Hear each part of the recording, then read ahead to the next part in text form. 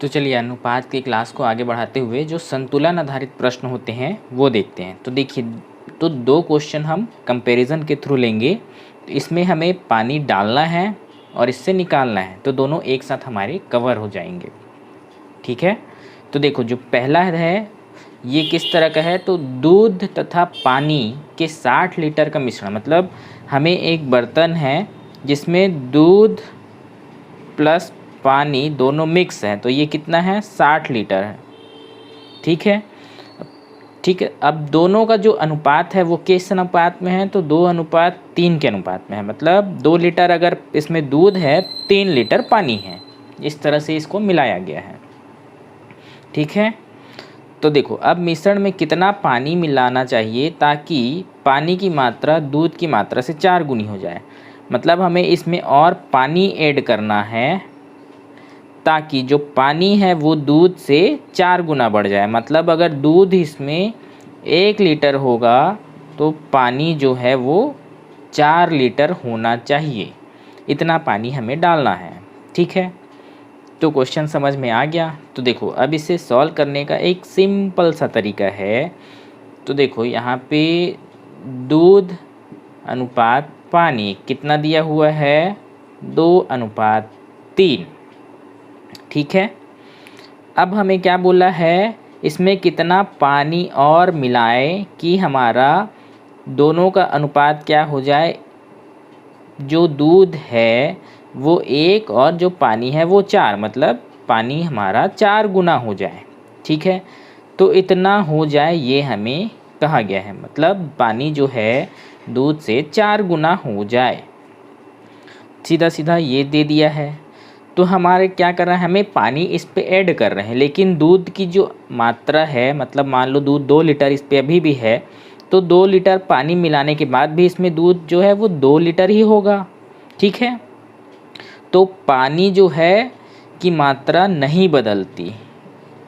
मतलब जो दूध है, इस दूध की मात्रा जितनी पहले है उतनी बाद में भी रहेगी। तो ये हमारा जो दूध का अनुपात है ये चेंज नहीं होगा।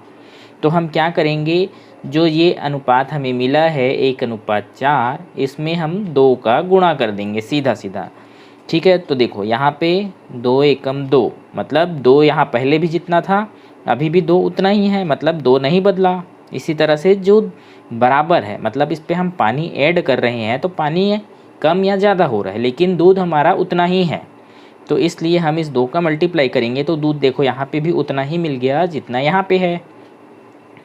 अब इस 2 का इस पे मल्टी करते हैं, तो मल्टीप्लाई करें तो 4 दूनी 8। ठीक है, पानी इस पे ऐड कर दिए तो पानी का अनुपात जाहिर सी है बढ़ गया। तो देखो अब कितना बढ़ गया, यहाँ से 3 था अब कितना हो गया 8। तो बढ़ा कितना, ये 5। ये 5 अनुपात है, 5 इकाई हमारा बढ़ गया। ठीक है, तो अब देखो अब हमारे पास टोटल कितना है, 60 लीटर। मतलब जो पहला ये अनुपात दिया हुआ है इसको हम मिक्स करें, 3 + 5 2 + 3 = 5 होता है। ठीक है, तो दोनों का मिक्स हमारा कितना दिया है, 60 लीटर यहाँ पे। ठीक है, तो अब ये 5 बराबर 60 लीटर आ गया, तो 1 बराबर कितना हो जाएगा, 12। 12 पंचे 60। लेकिन हमें इस 5 की ही वैल्यू निकालनी है, तो डायरेक्ट हमारा यहाँ पे ये 60 लीटर आ जाएगा।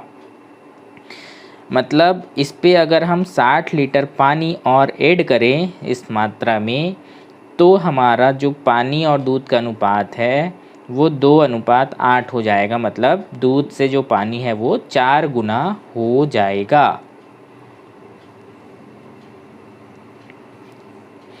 ठीक है, तो देखो इस पे पानी हम डाल रहे थे, तो अब ये वाला क्वेश्चन देखते हैं तो और अच्छे से क्लियर हो जाएगा।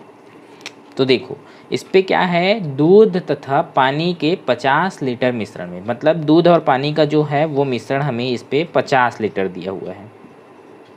50 लीटर दूध प्लस पानी का मिश्रण दिया हुआ है। सीधा सीधा एक बर्तन पे मान लेते हैं। जिसमें दूध और पानी का जो अनुपात है वो है 3:5। ठीक है, मतलब समझ लीजिए एक हिसाब से अगर 3 लीटर दूध है तो 5 लीटर पानी मिला हुआ है। तो इस तरह से ये मिल के टोटल हमारा 50 लीटर हो गया। ठीक है, तो अब इसका जैसे अनुपात 3:5 दिया है तो मैं यहाँ पे लिखता हूँ दूध अनुपात पानी कितना कितना है 3:5। ठीक है, अब क्या बोला है उससे कितना पानी निकाला जाए, मतलब इससे हम पानी निकालेंगे। मतलब पानी कैसे निकलेगा, जाहिर सी बात है पानी को तो दूध और मिश्रण से अलग करने का सिर्फ एक ही तरीका है कि हम उसको उबाल दें, तो उसमें से पानी निकल के बाहर आ जाता है। ठीक है, तो पानी हमें निकालना है और दूध की मात्रा उतनी ही रहे। ठीक है, तो जिससे दूध तथा पानी का जो अनुपात है वो 5:3 हो जाए। तो देखो बाद में जो पहला अनुपात हमें दे दिया है, अब जो दूसरा अनुपात है मिश्रण चेंज होने के बाद का अनुपात हमें दे दिया गया है यहाँ पे 5:3। ठीक है, अब देखो इस पे क्या हो रहा है, पानी की मात्रा कम या ज़्यादा हो रही है। ठीक है, तो इसका मतलब दूध हमारा जो है पहली जितना दूध था उतना दूध हमारा बाद में भी होना चाहिए, पर ये अंतर है, तो हमें इन दोनों को बराबर करना है। तो इसके लिए क्या करेंगे, सीधा सा एक तरीका है इन दोनों को बराबर करने का, इस 5 का इस पे मल्टीप्लाई कर दो और इस 3 का इस पे मल्टीप्लाई करो। मतलब इस 5 का हम इस पे भी करेंगे और इस पे भी, दोनों पे। ठीक है, कैसे देखते हैं, देखो इस अनुपात को मैं यहाँ से कोष्टक लगा के यहाँ पे 5 का मल्टीप्लाई कर देता हूँ, तो 5 का इस पे और इस पे दोनों पे होगा, और इस अनुपात पे भी लगा देते हैं तो यहाँ पे हम 3 का मल्टीप्लाई करेंगे। तो देखो ये दोनों अनुपात जो मिल के बनेंगे वो कितना बनेंगे, तो यहाँ पे मैं लिखता हूँ। ठीक है, 5 का 3 पे गुणा करेंगे तो 5 दिया 15 अनुपात 5 का 5 पे करे तो 5 पंचे 25। अब ये वाले 3 का इस पे परे तो 15 और इस 3 का इस पे करे तो 9। तो ये हमारा अब एक्चुअल सही अनुपात हमें प्राप्त हुआ। ठीक है, पहले जो दूध और पानी का अनुपात था ये दोनों का अनुपात ये है, अब बाद में जो अनुपात बना वो ये है। तो देखो इसमें दूध पहले जितना था उतना ही अभी भी है, दूध की मात्रा चेंज नहीं हुई। अब सिर्फ पानी हम निकाले हैं तो पानी की मात्रा यहाँ बदल गई। ठीक है, तो अब देखो पानी यहाँ निकाला गया तो इसके अनुपात में कितना चेंजेस आया, अगर 25 में से 9 निकालूँ तो कितना आएगा, ये 16। ठीक है, तो 16 आया। अब देखो अब 50 लीटर टोटल हमारा क्या है, पानी और दूध का मिश्रण है। तो देखो इन दोनों का अनुपात कितना है, टोटल इन दोनों को जोड़ेंगे तो 15 + 25 करें तो ये टोटल कितना हो जाएगा हमारा 40। ठीक है, तो टोटल ये 40 इकाई है। तो जो 40 इकाई है वो किसके बराबर है, 50 लीटर के बराबर। तो यहाँ पे मैं 40 इकाई बराबर 50 लीटर कर दूँ तो हमें निकालना है 16 इकाई बराबर कितना होगा। तो देखो 1 इकाई बराबर इस 40 को ट्रांसफ़र करेंगे तो 50/40। तो यहाँ से ये 0 0 कैंसिल हो गया। अब 16 1 इकाई बराबर पता चल गया 5/4 लीटर होता है। तो 16 इकाई बराबर कितना होगा, तो यहाँ पे 16 इकाई = 5/4 × 16। इस एक पे 16 का गुणा कर दिए तो इधर भी 16 का गुणा करना पड़ेगा। तो यहाँ से 4 एकम 4 4 चौक 16, 4 बार में ये कैंसिल हो गया। तो इन दोनों का गुणा करें तो कितना आएगा, 5 चौक 20। इसका मतलब क्या हुआ कि 20 लीटर पानी हम इस पहले वाले विलयन से मिश्रण से निकाल देंगे, तब हमारा जो बाद का अनुपात है वो 15:9 यानी कि 5:3 3 हो जाएगा। तो कितना लीटर निकालना है? 20 लीटर। ठीक है, तो इस तरह से जो संतुलन आधारित प्रश्न होते हैं वो बन जाते हैं। ठीक है, तो इस पे और एक क्वेश्चंस मतलब कंपैरिजन वाले अच्छे से देखते हैं तो और अच्छे से क्लियर हो जाएगा, तो वीडियो पे बने रहिए। तो देखो फिर से हमारे पास 2 क्वेश्चंस हैं, तो इन क्वेश्चंस को देखो।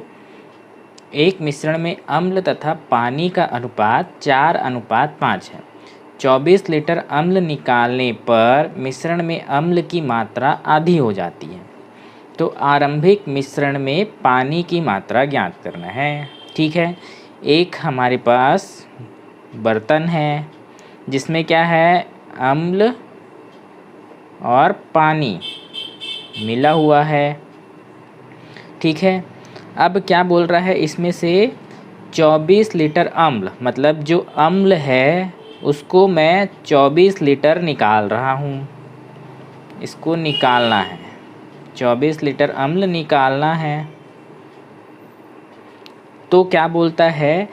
मिश्रण, मतलब पूरे मिश्रण में अगर इसको मैं 24 लीटर अम्ल निकाल दूं तो क्या हो जाता है? अम्ल की मात्रा आधी हो जाती है। तो अम्ल की मात्रा आधी किससे होगी? तो इस पानी से।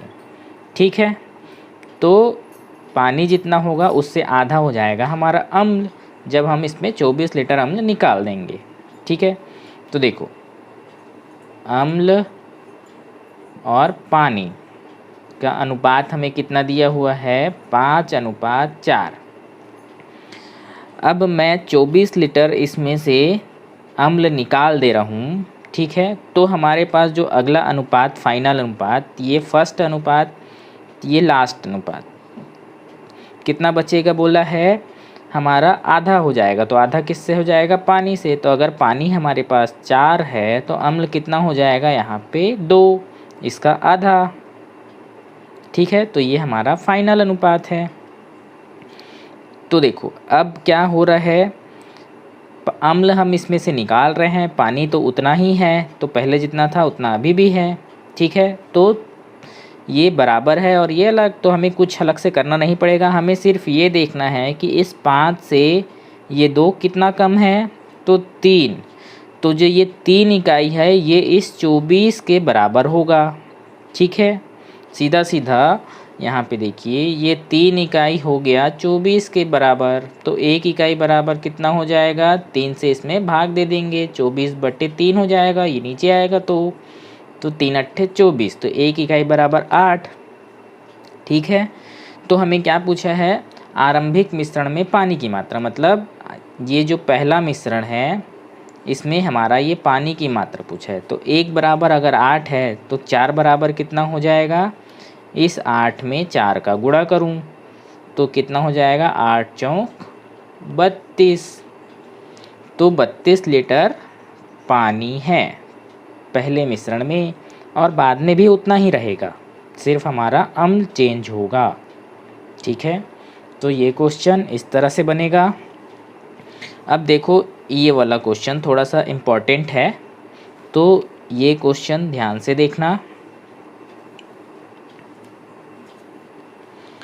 देखो ये क्वेश्चन दिया हुआ है, एक बाल्टी में विलयन ए तथा बी का मिश्रण है 2:3।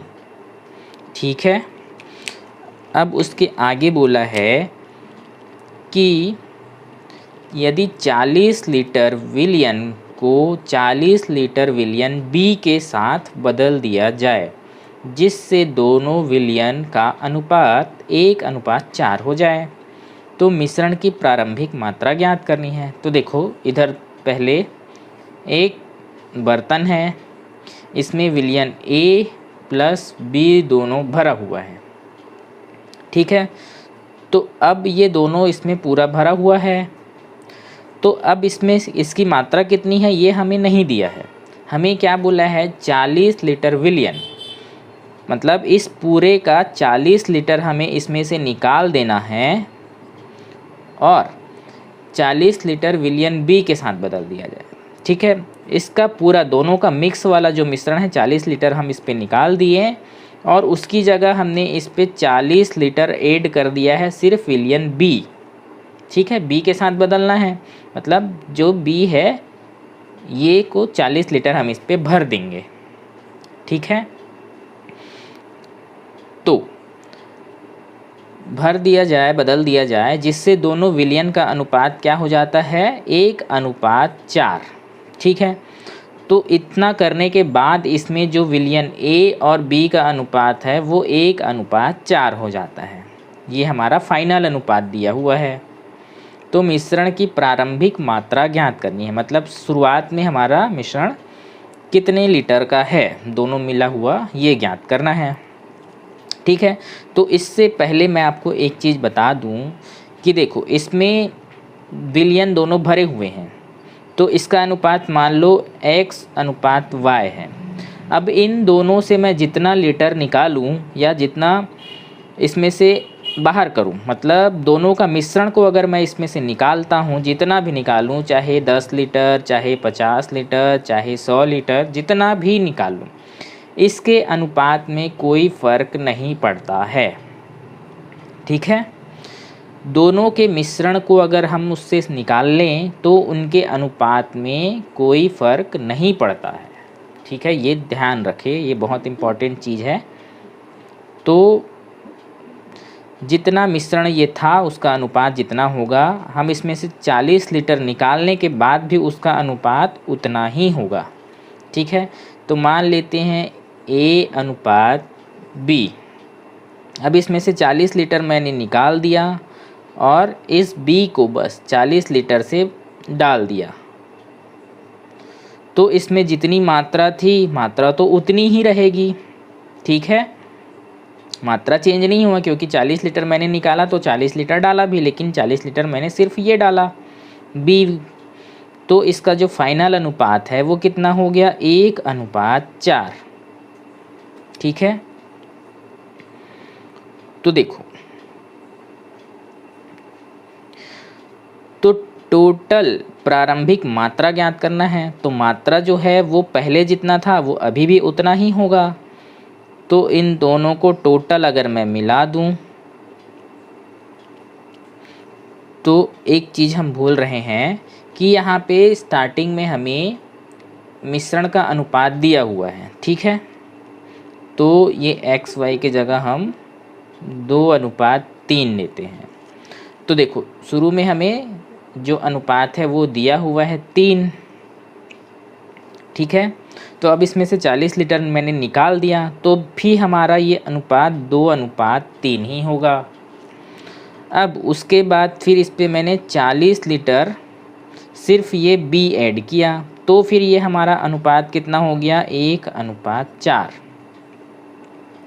ठीक है, तो देखो अब क्या हुआ कि अब इसमें से क्या चेंज हुआ है, सिर्फ विलयन B चेंज हुआ है, और विलयन A जो है, A की मात्रा तो पहले जितनी थी उतनी अभी भी है। तो इस A को हमें बराबर करना है, तो A को बराबर करने के लिए यहाँ पे क्या करेंगे, हम 2 का मल्टीप्लाई कर देंगे, तो सीधा सीधा ये बराबर हो जाएगा। तो यहाँ पे मैं 2 का मल्टीप्लाई करूँ तो कितना हो जाएगा, 2 एकम 2, ये 4 दूनी 8। तो अब जो मेन हमारा यहाँ पे अनुपात मिल गया वो है 2:8। ठीक है, तो देखो अभी A बराबर है और B हम चेंज किए हैं। तो देखो अब यहाँ से 40 लीटर चेंज हुआ है, तो ये इससे कितना ज़्यादा है, 5।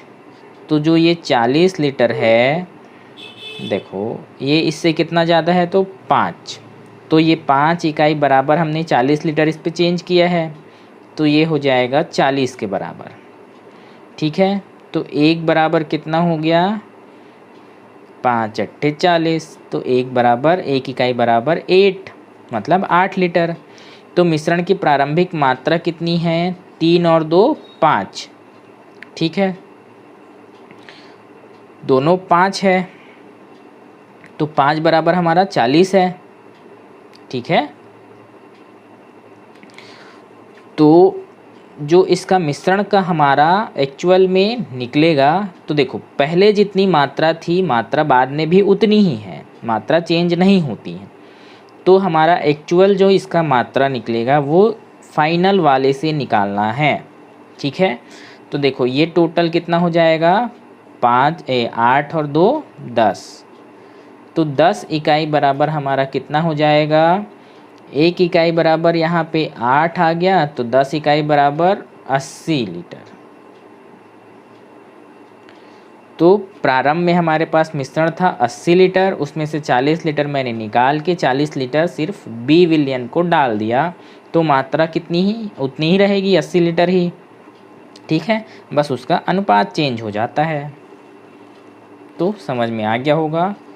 तो इसको अगर समझ में नहीं आया तो फिर से एक बार रिवर्स करके देखें तो और अच्छे से क्लियर हो जाएगा। और अगर समझ में नहीं आता हो तो कमेंट करके आप पूछ भी सकते हैं। ठीक है, तो चलिए आज के लिए इतना ही।